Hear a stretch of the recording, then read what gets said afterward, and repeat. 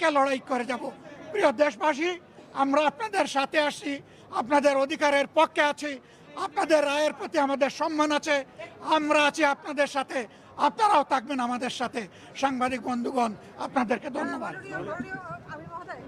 গত 1.5 বছর এই রাষ্ট্রপতি 133টা অধ্যাদেশ জারি করলো, তার সই জারি হলো, সেই অধ্যাদেশের জুলাই সনদে আছে, সেই ব্যাপারে তো আপনারা কোনো বক্তব্য দেন? আমরা দফায় দফায় বক্তব্য দিয়েছি, আমরা মূল জায়গায় বক্তব্য দিয়েছি, ধরে ধরে একটা একটা করে বক্তব্য দেওয়ার কোনো দরকার নাই।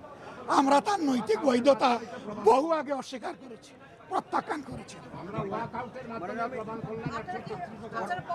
আপনি তো বলেছেন, এখন আপনি কিছু বলতে চান? অবশ্যই আমরা যাব। আমরা জনগণের পক্ষে কথা বলতে এখানে এসেছি, জনগণের অধিকারের জন্য লড়াই করতে এসেছি। এই সংসদ কারো একার নয়, এটা 18 কোটি মানুষের সংসদ।